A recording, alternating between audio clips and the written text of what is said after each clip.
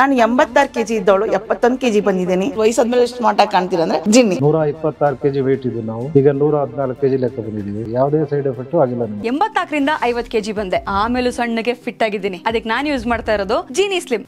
ಮೊನ್ನೆ ಇದರಲ್ಲಿ KRS ನಲ್ಲಿ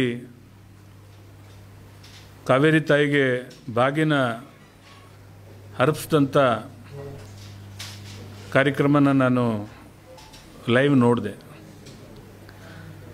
ವೇದಿಕೆ ಮೇಲೆ ಮಾನ್ಯ ಮುಖ್ಯಮಂತ್ರಿಗಳು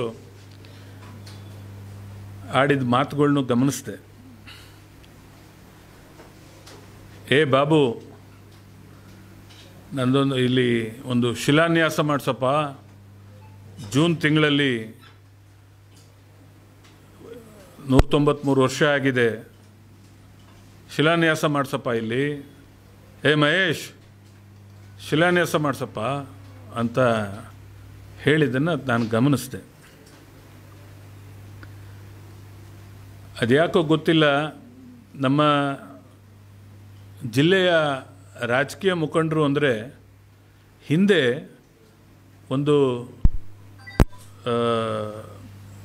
ಭಾಳ ಜವಾಬ್ದಾರಿಯುತವಾಗಿ ನಡ್ಕೊಳ್ತಿದ್ರು. ಇಡೀ ಸರ್ಕಾರ ನಮ್ಮ ಜಿಲ್ಲೆಯ ರಾಜಕೀಯ ಮುಖಂಡರುಗಳ ಮಾತಿಗೆ ಎದುರ್ತಿದ್ರು. ಯಾಕೆಂದರೆ ಅವರು ಜವಾಬ್ದಾರಿಯುತವಾಗಿ ನಡ್ಕೊಂತಾರೆ ಅಂತ. ಬಟ್ ಭಾಳ ದುರದೃಷ್ಟ, ನಮ್ಮ ಜಿಲ್ಲೆ ಜನಪ್ರತಿನಿಧಿಗಳು ಯಾರು ನ್ಯಾಯಕ್ಕಾಗಿ ಮಾತಾಡೋದನ್ನು ನಿಲ್ಲಿಸ್ದಂಗೆ ಕಾಣ್ತಾರೆ. ನೀರು ಕಟ್ಟೆಲಿದ್ದರೂ ಕೂಡ 90-95 ಅಡಿ ನೀರಿದ್ರೂ ಕೂಡ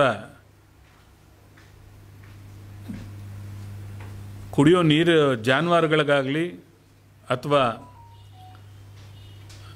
ನಿಂತಿರ್ತಕ್ಕಂಥ ಕಬ್ಬಿಗಾಗಲಿ, ತೆಂಗಿಗಾಗಲಿ, ಅಡಿಕೆಗಾಗಲಿ, ಕೆರೆ ಕಟ್ಟೆಗಳ ಸಂಪೂರ್ಣ ತುಂಬಿಸೋಕ್ಕಾಗಲಿ ನೀರು ಕೊಡಲಿಲ್ಲ. ಮೇ ತಿಂಗಳಲ್ಲಿ ನೀರು ನಿಲ್ಲಿಸಿದ್ರು. ಮೇ ತಿಂಗಳಿಂದ ಇಲ್ಲಿವರೆಗೂ ಕೂಡ ನಾಲೆಗೆ ನೀರು ಕೊಡಲಿಲ್ಲ. ಕಟ್ಟೆ ತುಂಬಿಕೊಳ್ಳದೆ ಏನಾಗುತ್ತೆ? ಜನಕ್ಕೆ ನೀವು ನೀರು ಕೊಟ್ರಲ್ವ ಕಟ್ಟೆ ಖಾಲಿ ಆಗೋದು. ಮತ್ತು ಅದು ಜೂನ್ ತಿಂಗಳಲ್ಲೋ ಜುಲೈ ತಿಂಗಳಲ್ಲೋ ತುಂಬಿಕೊಳ್ತೋದು, ಆಗಸ್ಟಲ್ಲೋ ತುಂಬಿಕೊಳ್ಳೋದು ನಡೀತಿತ್ತು. ನೀವು ಜನಕ್ಕೆ ನೀರೇ ಕೊಡ್ತಾ ಇಲ್ವಲ್ಲ. ನೀವೇನಿದ್ರು ಕಾಂಟ್ರಾಕ್ಟ್ರ್ ಪರ. ನೀವು ಇಲ್ಲಿರ್ತಕ್ಕಂಥ ರಾಜಕೀಯ ನಾಯಕರುಗಳು ಕಾಂಟ್ರಾಕ್ಟ್ರ್ ಪರ. ಜಿಲ್ಲೆಯ ಜನದ ಪರವಾಗಿ ನೀವು ನೀರು ಕೊಟ್ಟಿದ್ದಿದ್ರೆ ಜೂನ್ ತಿಂಗಳಲ್ಲಿ ನೀರು ತುಂಬಿಕೊಳ್ಳೋದು ಹೆಗ್ಗಳಿಕೆ ಅಂತ ನೀವೇನಾದ್ರು ಅಂದ್ಕೊಂಡಿದ್ರೆ, ನೀವು ಮಾಡ್ಕೊಂಡಿರೋ ಒಂದು ಪರಿಸ್ಥಿತಿಗೆ ಅದನ್ನು ನಾಚಿಕೆಗೇಡು ಅಂತ ನಾನು ಕರಿತೀನಿ. ಅದಕ್ಕೆ ಬೇರೆ ಶಿಲಾನ್ಯಾಸ ಮಾಡಿಸಿ ಅಂತ. ಸಿದ್ದರಾಮಯ್ಯನವರಂಥ ಪ್ರಬುದ್ಧ ರಾಜಕಾರಣಿ, ವಿಚಾರವಂತರು, ಯೋಗ್ಯರು, ಯಾರ ಮಾರ್ಗದರ್ಶನದಲ್ಲಿ ಈ ಥರದ ಎಡವಟ್ಟು ಮಾಡಿದ್ರು ಅಂತ ನನಗೆ ಅರ್ಥ ಆಗ್ತಾಯಿಲ್ಲ.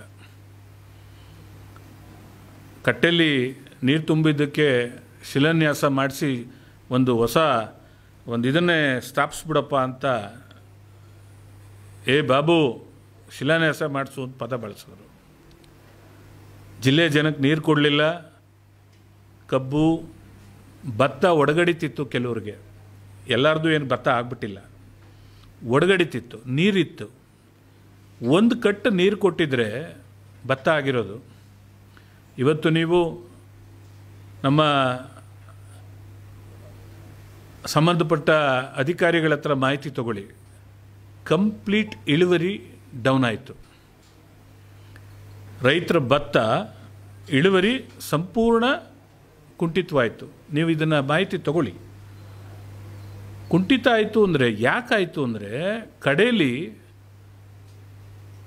ನಾವು ಹಳ್ಳಿ ಕಡೆ ನಮ್ಮ ಭಾಷೆಯಲ್ಲಿ ಹೇಳ್ತಾರೆ ಹೊಟ್ಟೆ ಆಗಿತ್ತು ಭತ್ತ ಅಂತ. ಆ ಟೈಮಲ್ಲಿ ನೀರು ಕೊಡಲಿಲ್ಲ ಇವರು. ಹೆಚ್ಚು ಕಮ್ಮಿ 30% ರೈತರಿಗೆ ಭತ್ತ ಆಗಲಿಲ್ಲ, ಅದು ಜಳ್ಳಾಯಿತು.